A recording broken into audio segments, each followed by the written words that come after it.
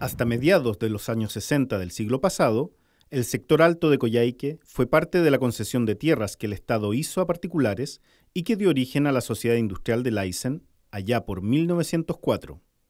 Esta empresa ganadera apotreró campos en el estrecho valle boscoso entre el río Coyhaique y los cerros Divisadero, que finalizaba justo en la confluencia de este río con el Simpson. Los potreros donde hoy se desarrolla con fuerza la vida urbana del sector alto se llamaban Medio Huemules y de los Bueyes. A principios de la década del 80, la demanda por viviendas en Coyhaique era tal que el Servicio de Vivienda y Urbanismo planifica la incorporación de las chacras de este sector al patrimonio urbano de la ciudad. De este modo, la Chacra 50 se transformará en el escenario del poblamiento pionero del sector alto.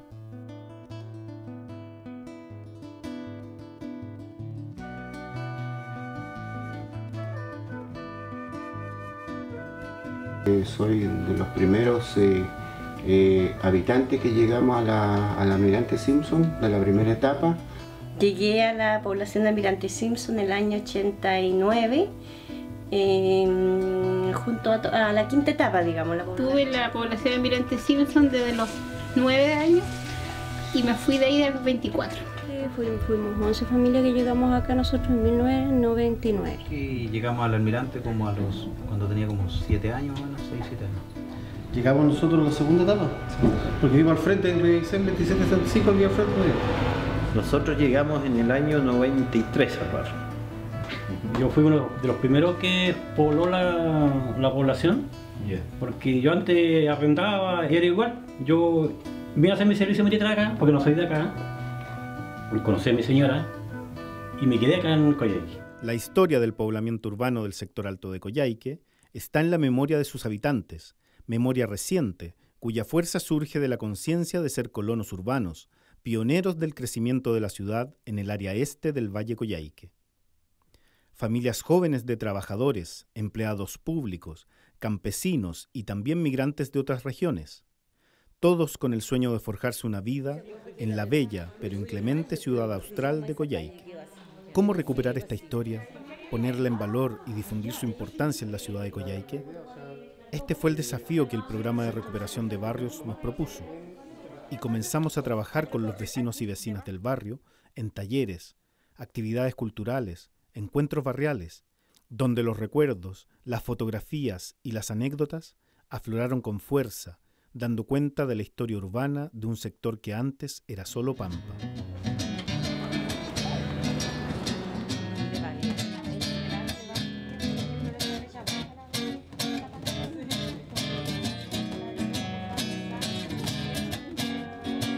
Muchas historias se cuentan de ti.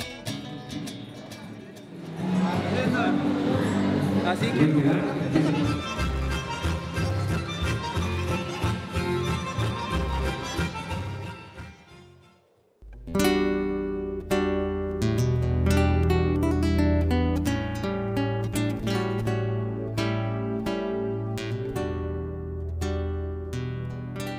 Los que llegamos aquí, casi nadie se quería venir para acá.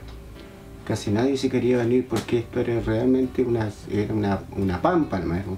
Una chacra, una población que se hizo en una pampa. Si nosotros de aquí teníamos que ir a bajar a pie, cruzar una pampa hacia abajo, hacia la hora de Onguanela. Nos entregaron un día de invierno donde había mucha lluvia. Era decepcionante subir a nuestras casas porque había un barrial enorme. Entonces nosotros decíamos, chuta, aquí vamos a vivir, además que éramos la última calle.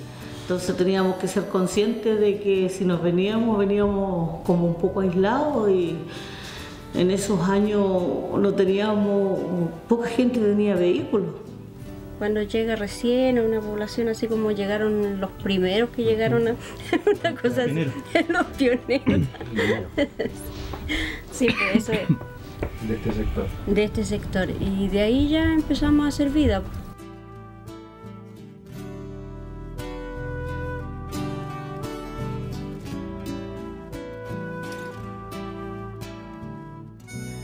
En mi época muchos niños. Teníamos vecinos, mi vecina tenía 6 hijos, después al lado 3 más. Después unos amigos que tengo hasta ahora que vivían unos pasajes más arriba, que eran 6 más, entonces se compartía harto. Yo me acuerdo que en la esquina de mi casa en ese tiempo no había casa, entonces era como una pampa, y ahí nosotros salíamos a elevar volantines. No, pero era divertido, había harto espacio para jugar, para correr, o sea, lo que más había era en ese tiempo pampa, o sea, todo pampa. Claro, nosotros desde los dificultaba porque era todo el trayecto a pie. En las noches a mí me daba miedo venir, porque yo trabajaba en el centro y dejaba sola a mi señora acá arriba, y yo salía a las 12 de la noche de mi pega, venía obligado a venir caminando. Esos tiempos una vez casi me asaltaron. Así que lo único que hice yo fui correr no. Pero después con los años que han pasado, se empezó a poblar, ya empezaron a haber más vecinos. Entonces cuando había que irse a comprar, ya se juntaban gente, bajaban, después volvían lo mismo, entre un montoncito de gente volvía a la población, pero la población nunca la dejamos sola. Yo me acuerdo que me iba con botas de goma hasta el consultorio. Yo, como les contaba, llegué embarazada, salía a mis controles, eran todas mis visitas al centro que hacía. Entonces salía con mis botas de goma y un zapato más decente en la cartera, y me pasaba a quedar 2 o 3 días donde mi mamá, y después cuando me daba un poco el bajón cuando me daba la angustia por volver a mi casa, volvía, pero no, generalmente iba un día y volvía al otro.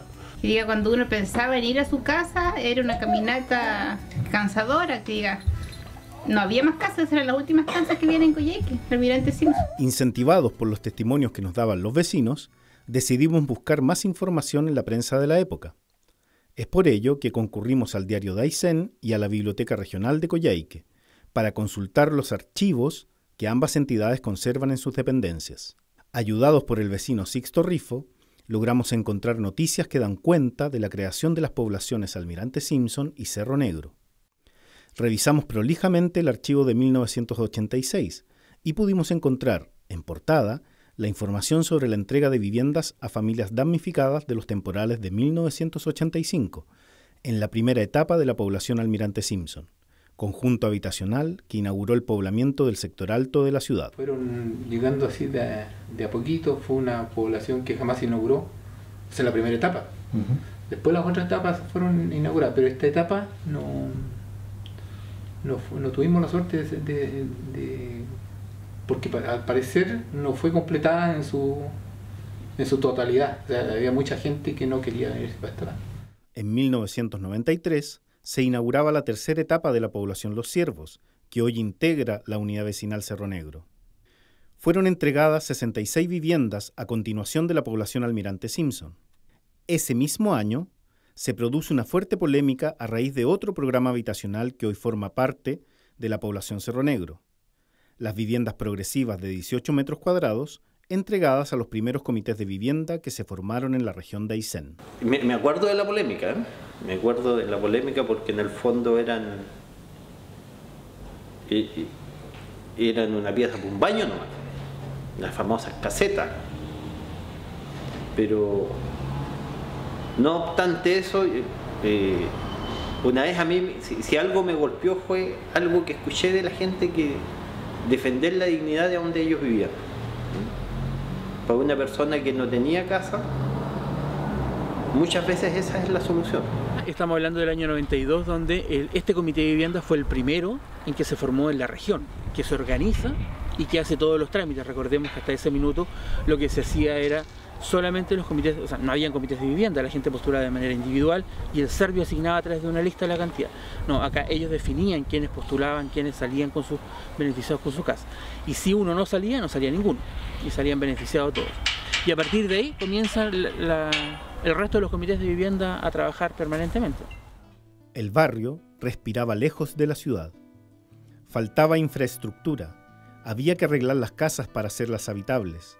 Las calles se tornaban imposibles con cada invierno que pasaba. La organización de los vecinos era la solución para mejorar la vida de todos. Los comités de adelanto primero, las juntas de vecinos después, y las organizaciones culturales, deportivas y sociales fueron el camino para crecer y fortalecer la vida y el arraigo. Las personas que llegaron eran como tenían visión de lo que era una organización y tenían visión de que organizándose era la única forma de poder conseguir los beneficios, lo que se quería lograr, porque en forma individual no íbamos a poder. Las personas que habíamos acá formamos un comité, no era junta de vecinos, un comité vecinal. De ahí empezamos a hacer cosas, qué sé yo, empezamos a hacer bastantes cosas. Hicimos cosas adelante, por ejemplo, luchamos por la cancha. Y los 2 primeros inviernos ya las casas empezaron a pasar, mucha gotera, muchos pisos rotos, mucha vertiente, la calle era un desastre, los reclamos eran masivos en Serviu, así es que ya nos dijeron organícense y reclamen de forma colectiva. Así que formamos el primer comité de la quinta etapa para cambiar nuestros techos. Y gracias a Dios todos mis vecinos fueron y siguen siendo buenas personas, nos hemos compartido, hemos trabajado juntos igual en la pavimentación, después peleando primero por los techos cuando nos cambiaron los techos. Fue todo junta de vecinos, todos peleando iguales. Un tiempo, unos cuantos años, en que se hacían muchas cosas como junta de vecinos. Más o menos, ¿recuerda qué época fue eso? El 90. Fue la época, la década del 90. En esos años nosotros como junta de vecinos igual se llevaron al fraile los niños. En esos años, yo le estoy hablando de 18 años aproximadamente atrás. Arriba la gente también debe acordarse harto porque en las partes de arriba de las poblaciones, Almirante Cínsula, la Veracata, Ría, Final de Razo y todas esas poblaciones para arriba. Yo le di muchos paseos a los niños. Tenía 3 micros que los llevaba cargados los fines de semana. Buscaba monitores, toda la cuestión, más mi gente, los llevábamos a paseo. Hasta el Freire lo llevé un día, estuve 2 días encajado, pero igual los llevé. Como 200 niños. Eso fue como, dijimos vamos al Freire, vamos a llevar 60 niños. Aparecieron 200 con la mamá y guagua y cuánta cuestión. Todos los niños teníamos un grupo ecológico, estaban todos los niños incorporados y la sigla era GIACES, Grupo Ecológico Almirante Cínsula. También tuvimos un grupo de scout acá en la población que también salió a campamentos, a varias partes fueron a conocer nuestros niños.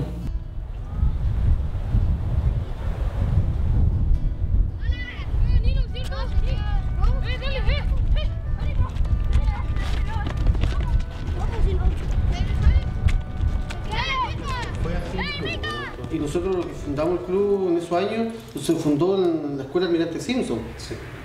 Ahí nosotros lo fundamos porque como vivíamos, toda la mayoría que jugábamos la pelota en ese tiempo, esto aquí no existía. El Razo tampoco era calle, era pampa. Nosotros jugábamos la pelota y vivía la capa que se ve aquí al frente, la casa que se ve aquí al frente, esa tampoco estaba.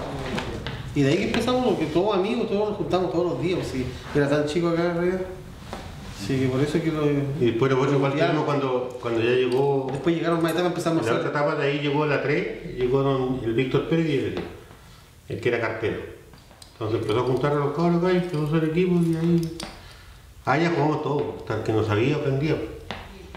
Gente de la población ama su club, porque cuando eran tan pocos y cuando se ganó todo, toda esta gente... Usted quisiera haber visto, toda esta gente bajaba caminando, íbamos todos caminando al estadio y volvíamos. Y volvían cabritos de cuántos, 4 años, 5 años, que salen en la foto muchos niñitos, caminando, que los seguían a todos lados. Y en ese tiempo, bueno, formamos lo que es bombero igual los dos. Muy lindo para los comienzos de la brigada acá, muy lindo. Me acuerdo de los chicos Pradines, los Villaloncos que están aquí cerca. El mismo chico Polen, no sé si usted lo pueden ubicar, desde la línea 11, tiene un botón, bueno, que le gusta jugar, le gusta el fútbol. Aquí se fundó la brigada. Yo era la jefa aquí de donde ellos venían.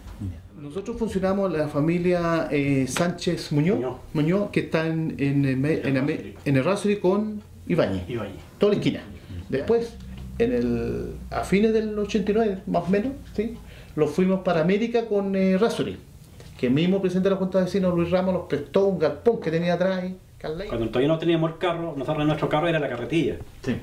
Imagina correr, íbamos nosotros a los llamados, con las tiras cuando habían llamado por acá cerca, íbamos con las tiras en las manos. Acá había un arroyo que cruzaba y había un auto que estaba dado vuelta, ese era nuestro puente.